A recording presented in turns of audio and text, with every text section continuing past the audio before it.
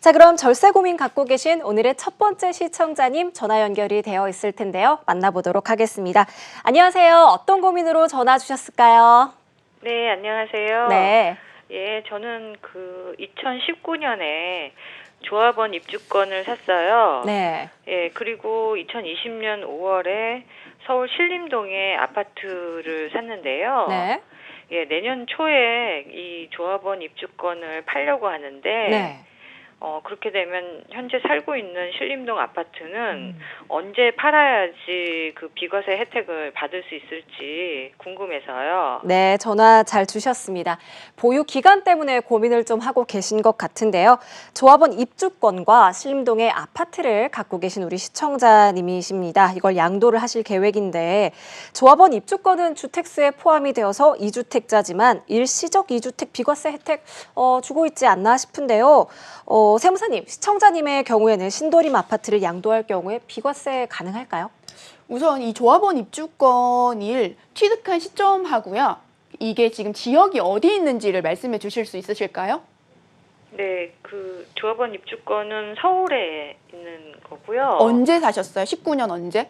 2019년 8월에 이제 조합원한테 샀어요. 아, 8월에요. 19년 8월에. 네네. 그리고 지금 얘는 이제 신림동 거는 2020년에 사셨고요. 네. 이 신림동은 계속 거주하고 계시는 거죠? 네. 우선 이 조합원 입주권에 대한 거를 설명을 조금 드려야 될 것 같아요.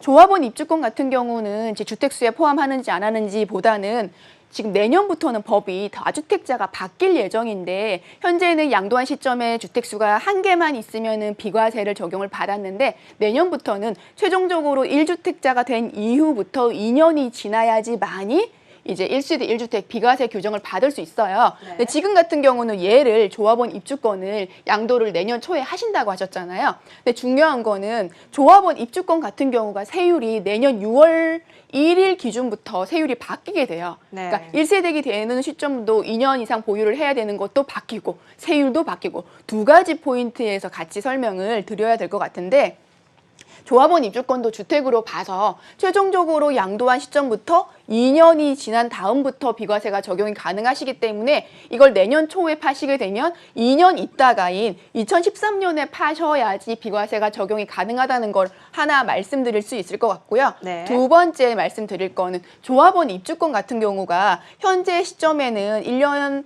기준 1년에서 2년, 2년 이렇게 봤을 때 1년 미만 보유했을 때는 40%인데 1년만 넘으면 기본 세율 적용을 가능했어요. 근데 얘가 내년 6월 1일부터 바뀌게 돼요. 70%, 60% 기본 세율이 적용되는 거죠. 제가 네. 이걸 갑자기 왜 말씀드리냐면 19년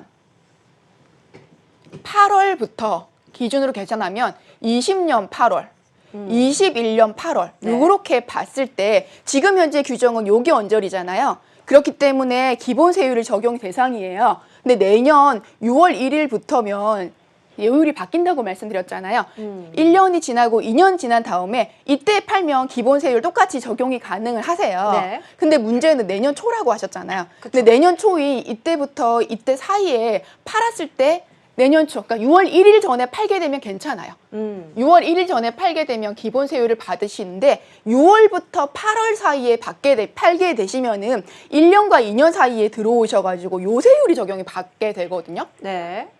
그 문제는 파시려면은 6월 1일 전에 파셔야 되고 그때 못 팔면 2달 기간은 굉장히 주의를 하셔야 된다는 거죠. 이때는 60%고요. 시간이 또 지나가지고 8월이 넘게 되면 기본 세율이세요. 그러니까 똑같이 조합원 입주권을 판다고 하더라도 이런 부분이 있기 때문에 파실 때는 시점을 굉장히 중요하게 생각하셔야 되고요.